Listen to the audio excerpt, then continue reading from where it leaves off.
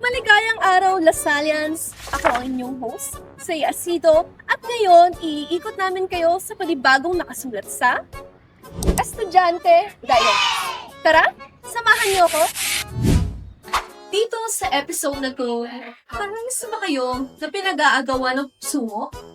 Well, dito sa UD, hindi lang puso ang pinag-aagawan, kundi pati na rin parking spot. Hoy! Parking spot ko yan na! Ha? Parking spot ko yan! Ako nauna dyan! Kanina pa ako naghihintay oh! Oh, ano naman? Nauna din naman ako dito, oh! Wala akong pakialam! Grace period na, lagpas na! Palilate ako sa klase! Please lang, kuya. Makahawa. Late na din ako. Sige na nga!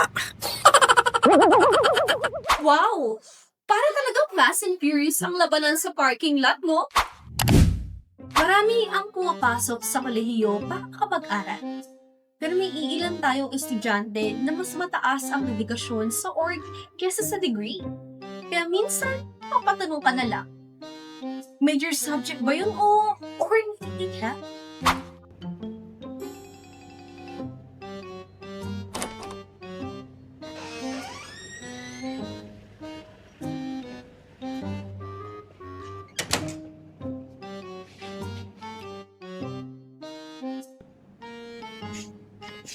Uy, bakit mukhang galing ka sa 12-hour shift?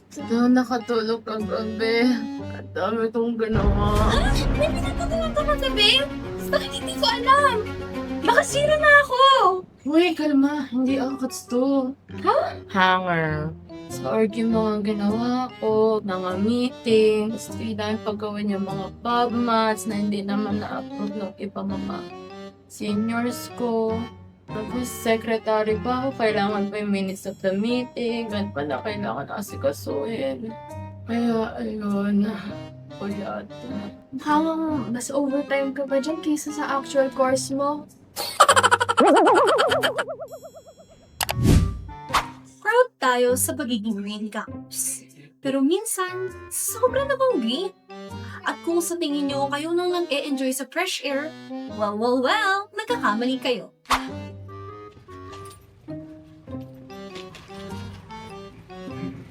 Bro, is it just me? Where are you itching to? Makati rin ako eh. Pre. Oh, bakit? Huwag kang gagalaw ah. Why? Huwag kang gagalaw.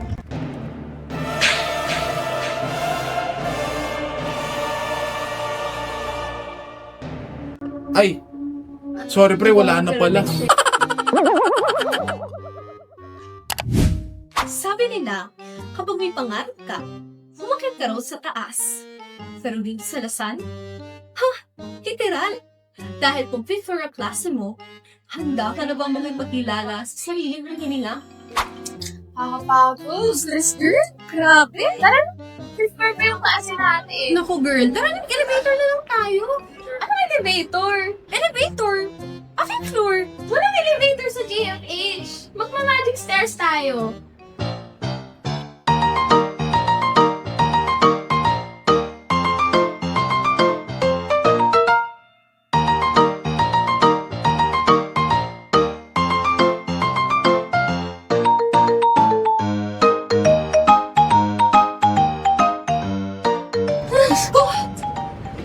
Paano mo ginagawa?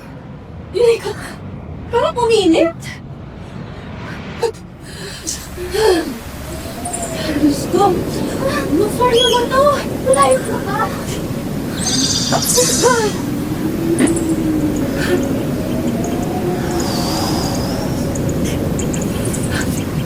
Diyos ko.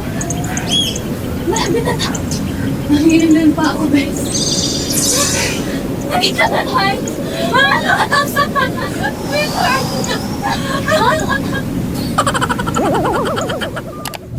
Hindi lang sa pag-aaral may identity crisis. Ang gigilan nating kabataan, pati sa uniform din. Eh kung college student ka na at mas mukha ka pang grade 7, naka-oras na para magtanong.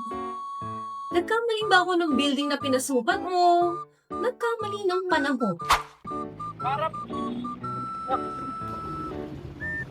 Kuya, repeater ka ba? Ako rin eh. Sana maging grade 8 ka eh. Repeater? Ako? Eh, college na ako eh. College? What pares tayo before?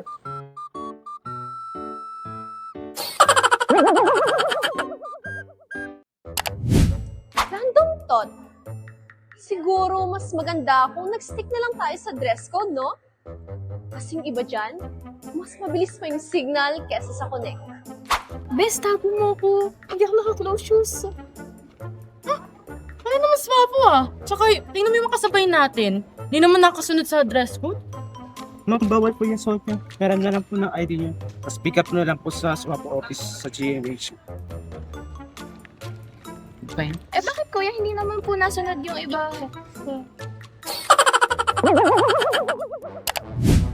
Sabi nila, walking is good for the heart. Pero kung araw-araw ka ba naman maglalakad mula gate 3 hanggang gate 1? Naku, baka pati kaluluwa mo mapagod.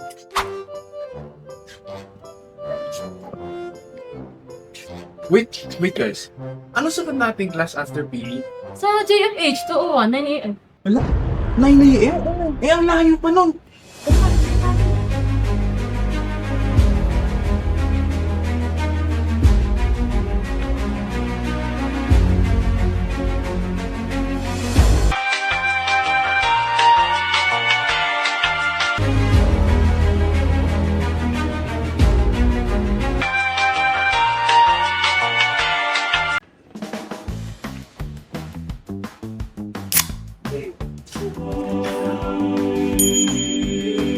Sprite, obey your thirst.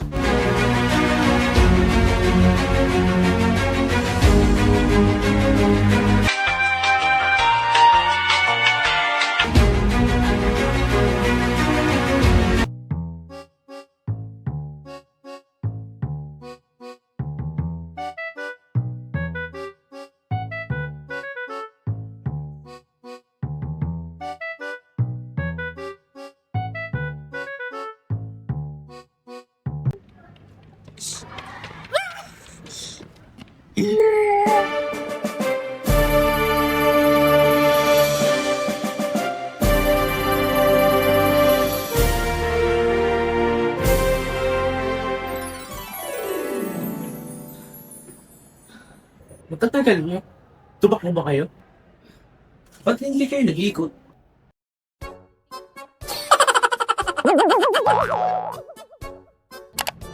Diyan nagtatapos ang ating kwentuhan ngayong araw.